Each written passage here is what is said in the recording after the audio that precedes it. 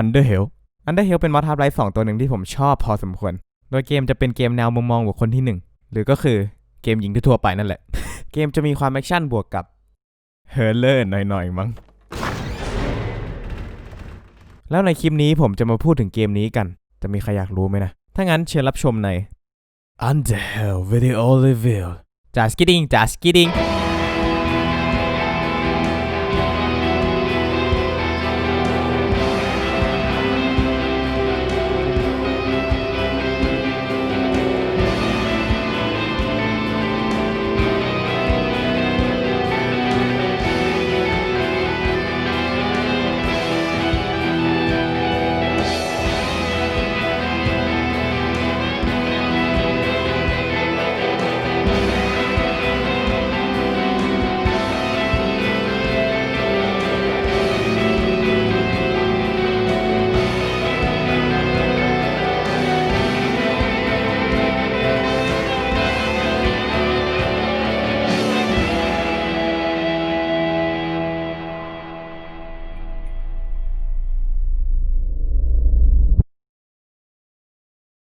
โอเคอย่างแรกเลยอันนี้จะเป็น announcement นะครับซึ่งก็จะยาวหน่อยถ้าเกิดใครอยากข้ามเดี๋ยวผมจะแปะ timestamp ไว้บนหน้าจอแล้วกันเพราะว่า announcement นี้จะไม่ได้เกี่ยวอะไรกับคลิปเลยแต่ว่าจะเกี่ยวกับตัวผมแทนนะถ้าเกิดใครไม่ได้อยากรู้เรื่องนี้ก็ข้ามไปได้โอเคอย่างแรกเลยคือคลิปนี้มันอาจจะผมว่าไม่น่าจะต่างเลยแหละต่างจากคลิปอื่นที่ผมเคยทำก่อนหน้านี้นะโอเคแต่ว่าผมอยากจะเปลี่ยนแปลงใช่โอเคผมก็รู้แหละนี่มันเปลี่ยนแบบจากหน้ามือเป็นหลังมือเลยไหมประมาณนั้นไหมแต่ว่าผมอยากจะทำอะไรบางอย่างที่มันไม่ใช่การทำอะไรซ้ำๆเดิมๆไปมาอีกแล้วหรือก็คือคอนเทนต์ในเชิงแนวเดิมประมาณนั้นแหละตลอดหลายเดือนที่ผ่านมาเนี่ยผมค่อนข้างชัวร์แล้วว่าตอนเนี้ยการพากย์มันไม่ใช่สิ่งที่ผมรู้สึกกับมันเหมือนเดิมอีกต่อไปแล้วหรือว่าคือผมไม่ได้เอนจอยทำมันสักเท่าไหร่เหมือนเมื่อก่อนนั่นแหละคือมันก็มีบางสิ่งที่ผมอยากลองดูบางสิ่งที่ผมอยากทำมานั้นแหละซึ่งคลิปนี้ก็เป็นหนึ่งในนั้นผมรู้แหละว่าพวกคุณหลายคนเลยคงจะไม่ชอบแล้วก็คงจะรับไม่ได้กับการตัดสินใจในครั้งนี้คือหลังจากนี้ไปก็คาดหวังได้เลยว่าผมอาจจะไม่ได้ลงไม่ได้ลงคลิปพากย์ผมไม่รู้นะว่าผมจะกลับมาลงการพากย์อีกไหมแต่ว่าอย่างที่ผมบอกมันเป็นสิ่งที่ผมทำและผมไม่ได้รู้สึกแบบเดิมกับมันอีกต่อไปแล้วผมอาจจะทำคลิปอธิบายเรื่องที่ผมหายไปหลายเดือนมาทีหลังเพราะว่าผมไม่อยากจะอธิบายในคลิปนี้เนาะเดี๋ยวมันจะยาวเกินไปแล้วก็ในคลิปนั้นอาจจะมีการอธิบายถึงสเตจของ Channel ไปด้วยผมหวังว่าพวกคุณจะเข้าใจในจุดนี้ดีขอบคุณครับเอาล่ะทีนี้กลับมาที่ประเด็นของคลิปนี้ต่อโอเคผมก็ไม่รู้เหมือนกันว่าคลิปนี้จะออกมาเป็นประมาณแนวไหนผมคิดว่ามันน่าจะเป็นแนวประมาณระบายความรู้สึกที่มีต่อเกมนี้แต่ก็ไม่แน่ว่ามันอาจจะหลุดออกเป็นประมาณรีวิวแนะนำหรือว่ากึ่งอะไรประมาณนั้นหรือมันจะเป็นแนวอะไรก็แล้วแต่ที่แน่ๆเลยคือผมไม่ได้ตั้งใจจะทำให้มันเหมือนเป็นรีวิวเกมนะซึ่งณตรงนี้ผมหวังว่าพวกคุณจะไม่ว่าเลยนะถ้าเกิดในคลิปเนื้อหามันดูปนมั่วๆกันหรืออะไรประมาณนั้นยังไงก็ต้องขออภัยอีกทีนะครับแล้วก็ฟุตเทจของคลิปที่เอามาใช้เนี่ยก็อาจจะมีการเฟรมเรทล่วงเป็นบางครั้งบางคราวแต่อาจจะไม่ได้ดักมากถ้าเกิดใครดูแล้วขัดใจอะไรยังไงก็ขออภัยด้วยแล้วกันคือคำผมไม่ได้แรงขนาดนั้นแล้วก็ผมก็ไม่รู้เหมือนกันว่าคลิปนี้จะเวิร์กไหมเพราะว่ามันเป็นเนื้อหาวิดีโอเกมในช anel ของผมและนอกเหนือจากนั้นมันยังเป็นเกมที่แทบจะไม่มีใครรู้จักเลยแต่ผมหวังอย่างยิ่งว่ามันจะเวิร์กแล้วกันโอเคอย่างแรกเลยคลิปนี้มีสปอย Underhill แน่นอนไม่รู้เหมือนกันว่าจะสปอยเยอะแค่ไหนแต่ที่รู้คือมันมีสปอยแน่นอนซึ่งถ้าเกิดคุณอยากสัมผัสมอดนี้ด้วยตัวเองผมก็มีลิงก์โหลดแล้วก็ลิงก์มอดภาษาไทยที่ผมแปลไว้ให้อยู่ด้านล่างแล้วตัวในไฟล์นั้นจะบอกวิธีทำอะไรต่างๆแล้ววิธีลงมอดไว้ให้หมดเลยปัญหาที่มีของซับไทยก็คือ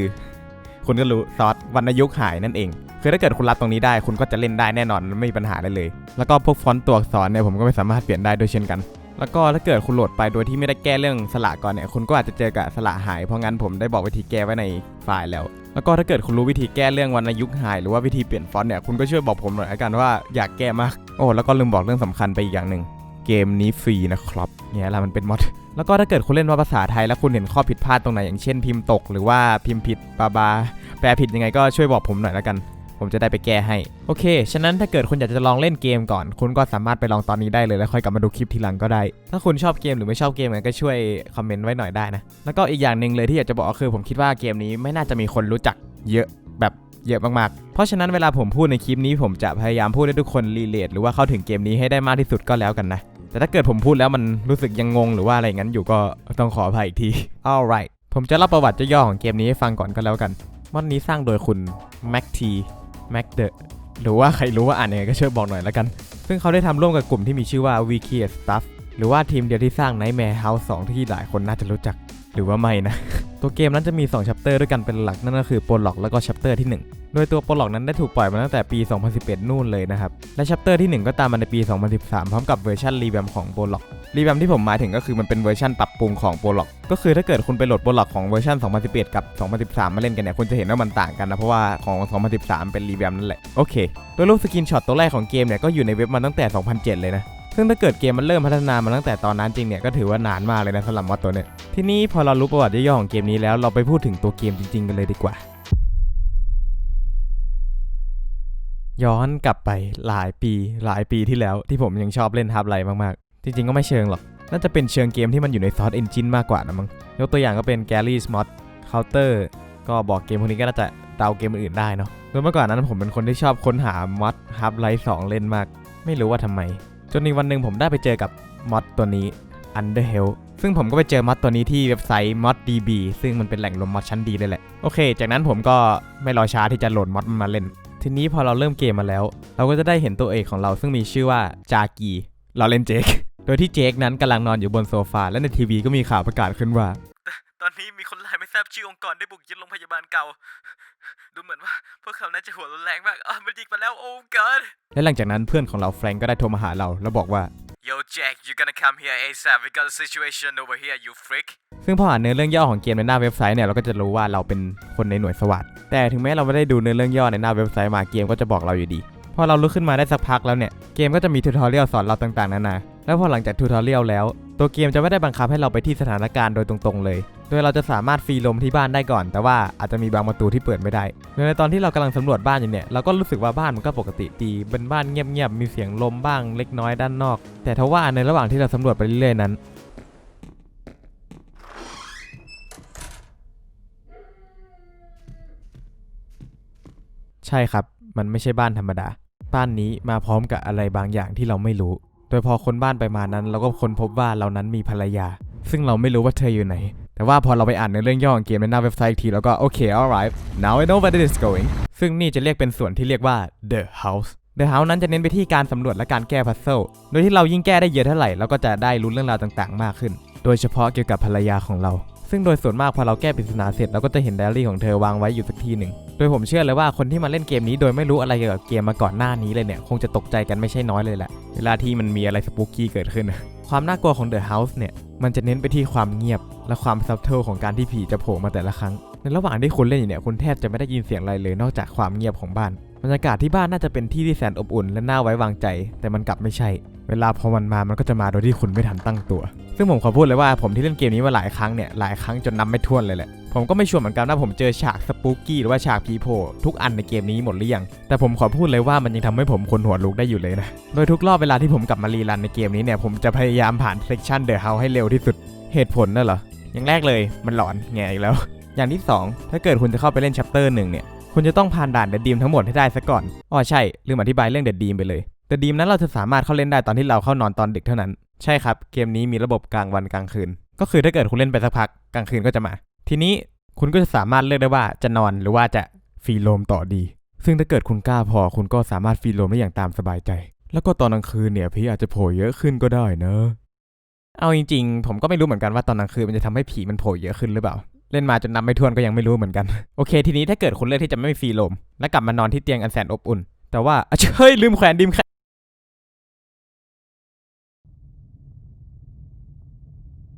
อ้าวใช่แล้วครับนี่คือเซกชันที่เรียกว่า The Dreams หลักการง่ายๆเลยก็คือคุณแขวนดีมแคชเชอร์คุณจะไม่มาอยู่ที่นี่แต่ถ้าเกิดคุณไม่แขวนคุณจะมาจบอยู่ที่นี่ไลฟ์นี้สุดยอดดีจดแป๊บดีมก็คล้ายๆ The House ครับแก้ปริศนาโดยจะมีทั้งหมด4ห้องด้วยกันพอแก้ประตูที่1ได้ประตูที่2จะเปิดออกอย่างนี้ไปจนถึงประตูที่4ซึ่งทีนี้พอเราเล่นไปจนถึงตอนท้ายของแต่ละห้องเนี่ยในเซกชันดีมนั้นเราจะได้รู้เรื่องราวเกี่ยวกับตัวเราเองครับซึ่งบทพูดของแต่ละคนนี่ถ้าเกิดเป็นการเล่น First Play คือเราแบบงงอะคือมันอารมณ์แบบนี้เองกำลังพูดถึงเรื่องอะไรและกำลังพูดถึงใครประมาณนี้โอเคผมอธิบายเกี่ยวกับ The Dream พอแล้วทีนี้อย่างที่ผมบอกถ้าเกิดเราจะไป Chapter 1เราจำเป็นต้องผ่าน The Dream ไปให้ได้และในการที่จะผ่าน The Dream ไปให้ได้คุณก็ต้องแก้ปริศนาทั้งหมดในบ้านให้ได้ซะก่อนคือจริงๆแล้วดีมันก็จะพูดว่า optional คงไม่ได้เพราะว่ามันจำเป็นในการที่จะเข้า Chapter 1นี้เนาะคือที่ผมจะสื่อก็คือเราสามารถมาเล่นปริศนาของ The Dream ได้ก่อนที่เราจะไปแก้ปริศนาทั้งหมดในบ้านใช่แต่ถึงแม้เราจะเล่นดีมจนครบทั้ง4ห้องเนี่ยแต่ถ้าเกิดเราไม่แก้ปริศนาในบ้านให้จบก่อนป ประตูสุดท้ายในเดอะดีมก็จะไม่เปิดให้และนั่นแหละทำไมผมถึงบอกว่าคนแก้ของเดอะเฮาส์ให้หมดก่อนแล้วค่อยไปเล่นเดอะดีมทีหลังโอ้ใช่ลืมบอกไปเลยก่อนจะมาเล่นทั้งคู่นี้เราต้องไปเล่นโปรล็อกก่อนเพราะถ้าเกิดเราไม่เล่นโปรล็อกก่อนเราจะไม่รู้ objective ของ The House แน่มันหลายขั้นตอนจริงทีนี้กลับมาที่ The House อีกอย่างหนึ่งที่ผมคิดว่ามันทำให้น่ากลัวก็คือมันไม่มีเพลงประกอบนี่แหละอย่างที่ผมบอกครับถ้าเกิดคุณเล่น section The House เนี่ยคุณก็จะแบบได้ยินแต่เสียง ambient ของแถวๆบ้านนะว่างั้นแหละแล้วผมรู้สึกว่าไอ้ตรงนี้แหละมันทำให้มันรู้สึกดูเรียวๆยังบอกไม่ถูกน่าจะเป็นจุดคีย์สำคัญเลยมั้งเนี่ยโดยรวมแล้ว The House แล้วก็ Dream เนี่ยสำหรับผมแล้วมันค่อนข้างสปูกี้พอสมควรเลยถ้าเกิดมันเป็นการเล่นครั้งแรกที่คุณไม่รู้อะไรเลยแล้วก็พัซเซิลเนี่ยก็ไม่ได้ยากหรือก็ไม่ได้ง่ายจนเกินไปแต่ที่สำคัญกว่าเลยก็คือเวลาคุณแก้พัซเซิลคุณจะไม่ได้อยู่คนเดียวแน่นอนทีนี้เราจะไปอีกส่วนหนึ่งนั่นก็คือ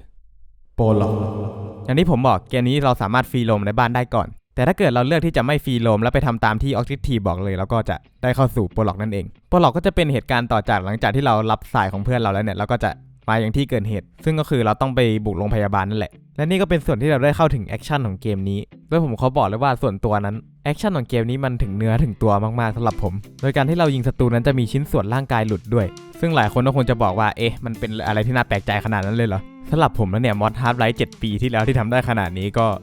ใช่แล้วประเด็นคือมันไม่เหมือนกับ Half-Life 2ที่ซอมบี้มันจะตัวขาดครึ่งได้อย่างเดียวใช่ไหมอันนี้คือแบบแขนขาหัวอะไรพวกเนี้ยตัดขาดได้หมดเลยแต่ก็นะการชิ้นส่วนร่างกายขาดนี่ก็ในยุคนี้มันก็ไม่ใช่อะไรที่แบบโอ้โหอะไรขนาดนั้นแล้วแหละแล้วก็การเพลย์แล้วก็เสียงปืนในเกมนี้ก็คือถือว่าดีเลยแหละสำหรับผม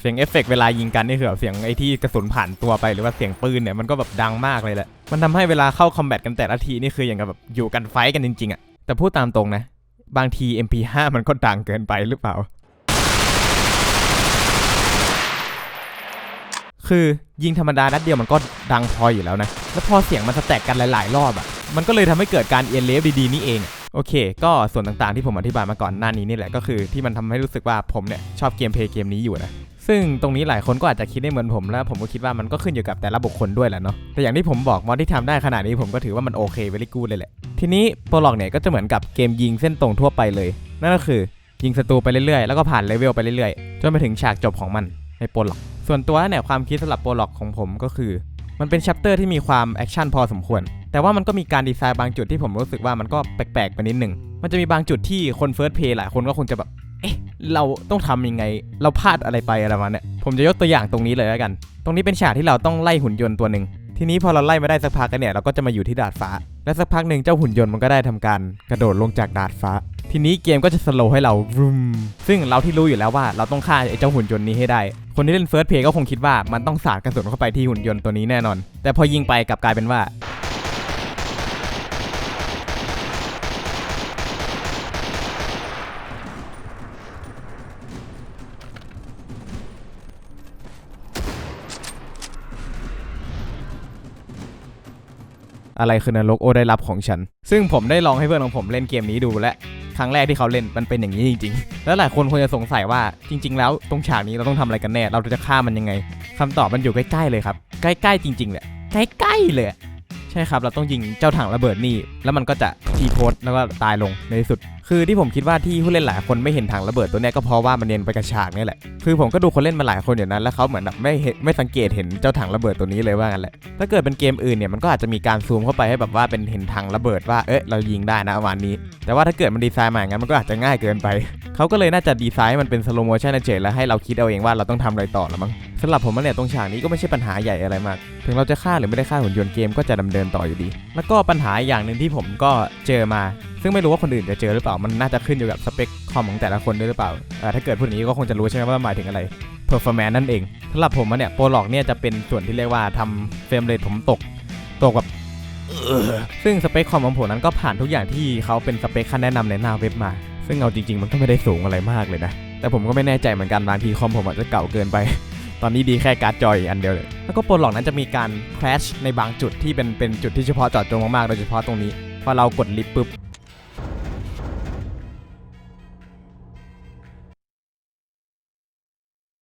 Yeah is crashed ซึ่งในตอนที่ผมดูเพื่อนเล่นเพื่อนทุกคนก็เจอตรงนี้หมดคือการแคสส่วนใหญ่เนี่ยจะมาจากการโหลดฉากนั้นเลยคือบางทีโหลดฉากปุ๊บมันก็จะหลุดเลยผมไม่รู้เหมือนกันว่าถ้าเกิดคนที่แบบคอมแรงจัดๆเนี่ยมันจะมีปัญหาพวกนี้ไหมแต่ว่าสำหรับผมที่ สเปคคอมผ่านขั้นแนะนำมาทุกอย่างมันมีปัญหาด้าน performance นี่ผมก็คิดว่าตัวเกมน่าจะเป็นปัญหาด้าน performance จริงแหละแต่ถึงอย่างนั้นผมก็ไม่แน่ใจเหมือนกันว่ามันใช่ที่คอมผมหรือเปล่าหรือว่าเป็นที่ตัวเกมจริงๆเพราะฉะนั้นใครที่คอมแรงๆแล้วเล่นเกมนี้เนี่ยช่วยบอกผมทีว่ามันเป็นยังไงโดยส่วนตัวนั้นโปรล็อกมันถือว่าเป็นชัปเตอร์ที่ผมก็โอเคแต่ว่ามันก็ไม่ได้หวือหวาอะไรมากโปรล็อกนั้นจะมีความยาวอยู่ประมาณที่ 1-2 ชั่วโมงถ้าเกิดคุณเล่นโดยไม่รู้อะไรเลยทีนี้พอพูดถึงตัวโปรล็อกแล้วเราก็จะไปพูดถึงชัปเตอร์1กันเลยดีกว่า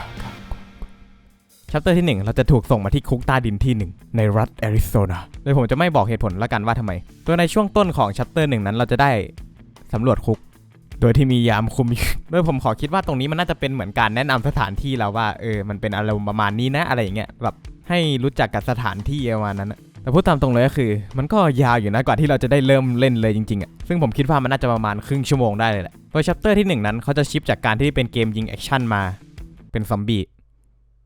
yes ซึ่งถามว่ามันใช่เรื่องที่แย่ไหมสำหรับผมแล้วคงคิดว่ามันไม่ได้แย่นะแต่ว่ามันก็น่าจะขึ้นอยู่แต่ละบุคคลด้วยละมั้งโดยซอมบี้นั้นมันจะมีความน่ากลัวตรงที่มันจะมาเงียบๆบางทีมันจะมาโผล่ข้างหลังคุณโดยที่คุณไม่รู้ตัวด้วยซ้ำมันน่าจะเป็นอารมณ์ระทึกมากกว่าละมั้งแต่บางทีก็ไม่แน่ใจเหมือนกันว่ามันเป็นบั๊กหรือเปล่าเพราะว่าบางทีมันก็เงียบเกินจนเหมือนมันไม่มีเสียงฟูลสเต็ปเลยว่างั้นแหละโอเคขอแก้ตรงนี้นิดหน่อยคือมันก็มีแหละแต่ว่าคุณจะต้องปรับเสียงเกมให้ดังพอสมควรมันถึงจะได้ยินเสียงเดินของซอมบี้แต่ว่ามันจะดีเหรอกับการที่ได้ยินเสียงอย่างอื่นดังแบบแต่ได้ยินเสียงเดินของซอมบี้แบบชัดแจ๋วถ้าเกิดคุณปรับเสียงเกมนี้ดังมากๆเนี่ยเสียงปืนมันจะแล้วก็พออย่างนี้แหละนะเวลาผมเล่นเกมยิงอื่นๆเนี่ยผมก็จะปรับเสียงเกมเบาๆเหมือนกันเพราะว่าเสียงปืนมันดังเกินไปพอเป็นอย่างนี้แล้วผมก็คิดว่าเขาน่าจะปรับเสียงเดินซอมบี้ให้มันดังกว่านี้หน่อยสรุปก็คือเสียงเดินซอมบี้มันไม่ได้หายแต่ว่ามันแค่เบามากๆแค่นั้นโอเคมาพูดถึงเรื่องซอมบี้กันในช่วงต้นเกมบ้างดีกว่าคืออย่างที่หลายคนน่าจะเดากันได้ช่วงแรกไม่มีอาวุธหลังๆไปมีและพร้อมที่จะกระทืบซอมบี้ได้ทุกเมื่ออย่างกับคุณเป็นดูมสเลเยอร์อะไรอย่างนั้นแต่ถ้าเกิดคุณเล่นไม่ระวังคุณก็อาจจะจนมุมแล้วก็โดนแกงแบงได้โดยเฉพาะอย่างยิ่งในช่วงแรกที่คุณไม่แค่อาวุธเมลีอย่างเดียวพูดถึงอาวุธแล้วเราจะไม่พูดถึงลุงคนนี้ไม่ได้เพราะเขาเป็นคนที่ให้อาวุธกับเรามานั่นก็คือลุงเฮอร์มิตมิดจริงๆก็ไม่เชิงว่าให้มาหรอกถ้าเกิดคุณเข้าไปเล่นในเกมแล้วคุณจะรู้ว่าทำไมลุงเฮอร์มิตเนี่ยต้องบอกก่อนว่าในเกมนี้เขาจะเป็นเหมือนแบบเป็นที่พักผ่อนใจของเราประมาณนั้นเลยเพราะว่าที่ลุงอยู่เนี่ยมันจะเป็นที่ที่ปลอดภัยไม่มีพิษภัยอันไหนสามารถเข้ามาได้เวลาเราเข้ามาหาลุงปุ๊บก็จะไม่มีอะไรเกิดขึ้นนอกจากเสียงบ่นของลุงซึ่งลุงแกเขาจะบ่นอะไรของแกไปเรื่อยๆนี่แหละแล้วก็ถ้าเกิดใครฟังลุงแกจนจบแล้วจบจนไม่มีไดอะล็อกจะพูดแล้วผมนี่ยอมใจเลยนะเวลาเราหาลุงเจอในแต่ละที่เนี่ยลุงแกก็จะให้เควสมาโดยการไปหาไพ่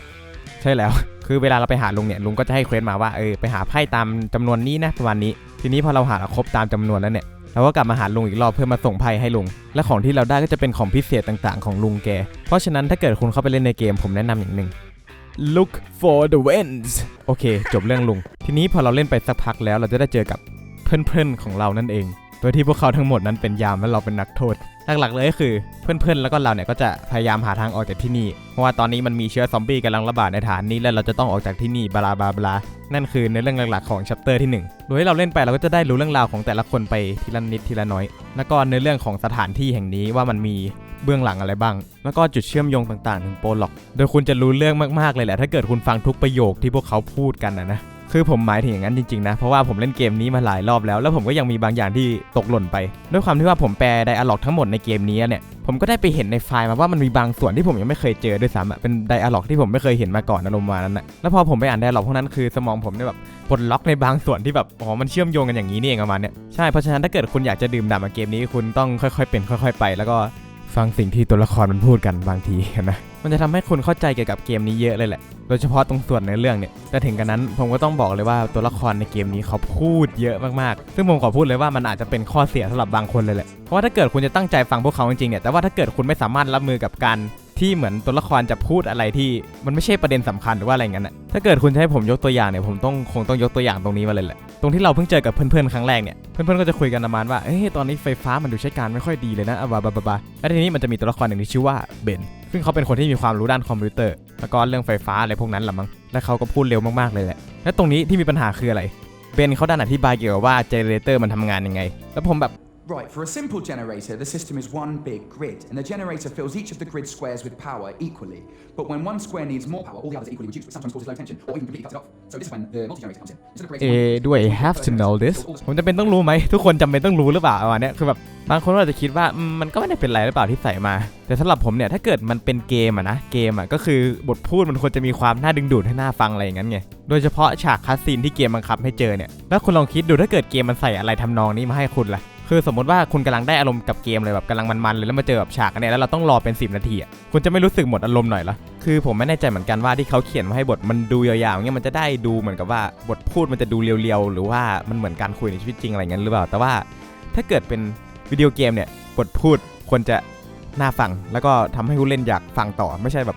เขียนยาวๆมันจะได้ดูเร็วๆแต่ว่ามันไม่มีความแบบน่าฟังอะไรอย่างนั้นอ่ะคือมันเหมือนกับว่ามันเป็นภาระที่ต้องนั่งฟังมากกว่าหรือเปล่าประมาณนั้นผมก็เลยคิดว่าบางทีบทพูดในเกมเนี่ยบางอันมันก็ไม่จำเป็นต้องใส่มาแล้วผมก็พูดตามตรงเลยว่าบทพูดที่ผมแปลไปตรงเนี้ยบทพูดของเบนที่เขาอธิบายเกี่ยวกับเจเนเรเตอร์มันทำงานไงเนี่ยผมไม่แน่ใจเหมือนกันว่าผมแปลถูกไหมว่าผมไม่มีความรู้ด้านเจเนเรเตอร์ซึ่งผมก็เลยต้องแปลไปเท่าที่ผมเข้าใจแล้วก็ถามเพื่อนที่มีความรู้ด้านนี้เอาถ้าเกิดคุณรับตรงจุดที่บทพูดมันยาวแล้วก็มันดูแบบใส่มาทำเพื่ออะไรเงี้ยไม่ได้เนี่ยผมจะเชื่อเลยว่าคุณจะขี้เกียจฟังพวกเขาแล้วผมก็จะไม่แปลกใจเลยแหละถ้าเกิดคุณไม่สนใจในเรื่องเกมนี้แม้แต่น้อยเพราะว่าการที่มันมีอะไรอย่างนี้นี่แหละซึ่งผมก็เข้าใจอะนะแล้วก็ชัปเตอร์1เนี่ยจะมีคัสซีนเยอะมากๆเลยแหละซึ่งผมเขาบอกเลยว่ามันจะมีบางคัสซีนที่ยาวมากๆผมเคยนับคัสซีนหนึ่งมันยาวประมาณ 7-8 นาทีได้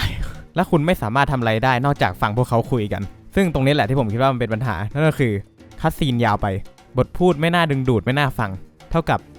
น่าเบื่อแล้วก็ใช่คุณสามารถสคิปคัสซีนในเกมนี้ได้แต่ว่าถ้าเกิดคุณสคิปปุ๊บคุณก็จะไม่รู้เลยว่าในเรื่องมันเกิดอะไรขึ้นผมก็เลยคิดว่าปัญหาตรงนี้จะแก้ได้ด้วยการเขียนบทใหม่หรือว่าปรับบทให้มันกระชับมากกว่านี้มันก็จะทำให้คนหลายคนไม่เบื่อกับพวกคัสซีนหรือว่าบทพูดอะไรพวกนี้นะทีนี้มาด้านเรื่อง performance ของ chapter 1กันบ้าง chapter 1เนี่ยจะพบปัญหาน้อยกว่าโปรล็อกนะเท่าที่ผมเล่นมาด้านเฟรมเรทตกมีไหม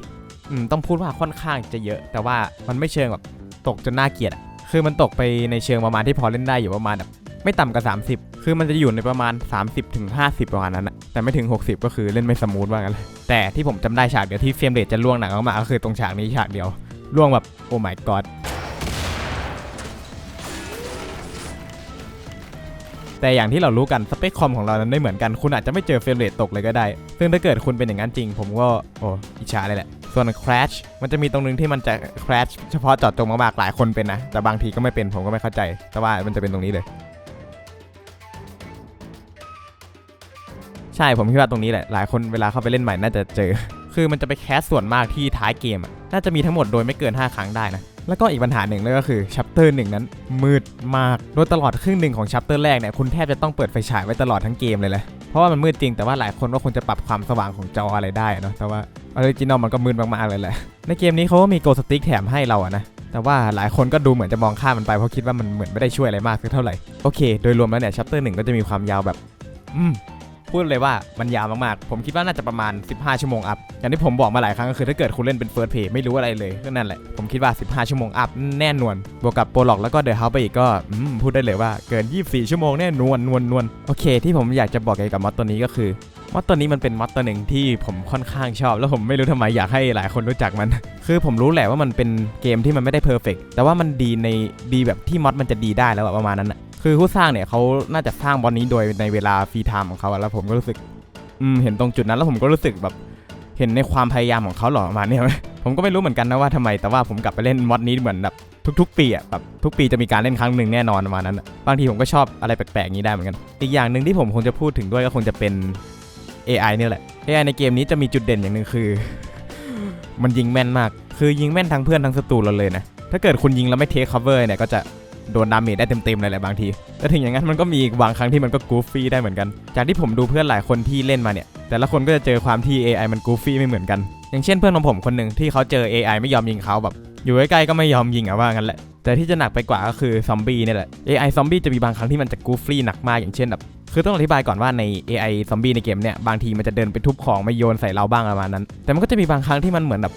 มันอยู่ใกล้ๆเราแล้วแหละคือมันจะตีเราได้เลยแต่ว่ามันดันไปตีของอะไรก็ตามที่อยู่แถวนั้นมาใส่เราแทนถ้าสงสัยว่ามันเป็นยังไงก็ผมมีคลิปมาให้ดูเลย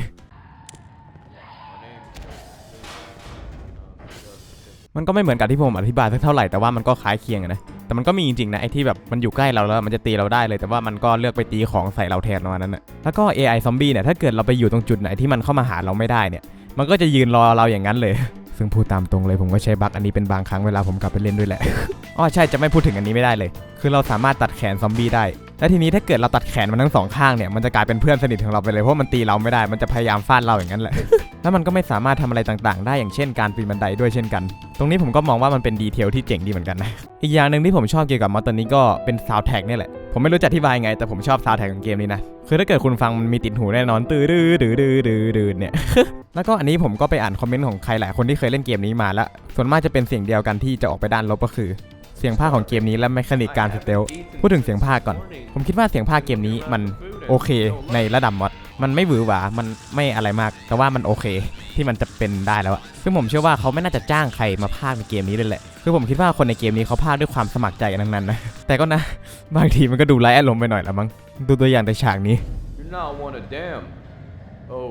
God, you scared me to death. ผมคิดว่าถ้าเกิดเขามีคนคุมด้านการพากย์เสียงเนี่ยมันน่าจะออกมาดีกว่านี้แต่ผมก็โอเคกับที่มันเป็นอยู่นะส่วนแมคานิกสเตลสำหรับผมถือว่ามันค่อนข้างอยู่ในระดับขี้กระทิงนิดนึงคือมันก็โอเคอยู่แต่ว่ามันจะขี้กระทิงหน่อยคือมันขี้กระทิงในแบบก็ยังพอเล่นได้อยู่แต่ว่าแบบไม่ถือกับว่าแบบแย่จนเกินไปประมาณนั้นนะคือผมต้องพูดก่อนว่าผมไม่ค่อยได้เล่นเกมสเตลนะผมก็ไม่รู้เหมือนกันนะว่าเกมที่มันมีระบบสเตลที่ดีเนี่ยมันเป็นยังไงจะมีอันนึงที่ผมเคยเล่นก็คงจะเป็น Payday นี่แหละถ้าเกิดจะไม่ผิดในสเตลของ Payday ที่ผมจำได้ก็คือศัตรูมันจะไม่เห็นเราทันทีที่มันแบบเจอเราเลยประมาณนั้นอ่ะคือมันจะเหมือนมีเรดาร์บอกก่อนมั้งมันจะใกล้เต็มแล้วถ้าเกิดมันเต็มปุ๊บมันจะเห็นเราเลยประมาณนั้นอ่ะผมไม่ชัวร์นะผมไม่ได้เล่น Payday มาหลายปีแล้วแต่ว่าที่จำได้มันประมาณนั้นมั้งแต่เกมนี้เนี่ยถ้าเกิดบางทีเราเข้า Line of Sight มันทีเดียวเลยนะก็คือมันจะ alert เลยมันก็จะแบบหันมายิงเราเลยแบบทันทีเลยแต่บางครั้งมันก็จะมีอะไรที่หนักกว่าอย่างเช่นเราซ่อนอยู่อย่างเงี้ยแล้วมันก็เห็นเราแบบ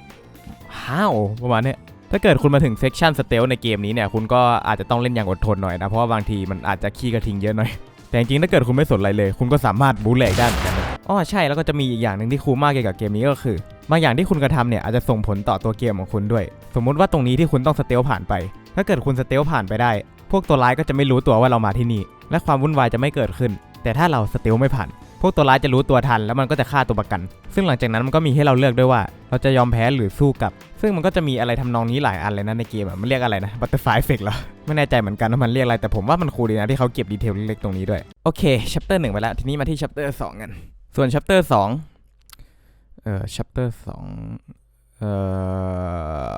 โอเคนี่แหละปัญหาคือผมไปต่อไม่ได้เพราะว่ามันไม่มีชัปเตอร์2ไงล่ะฮ่าสถานะชัปเตอร์หน้าของเกมนี้นะครับก็คื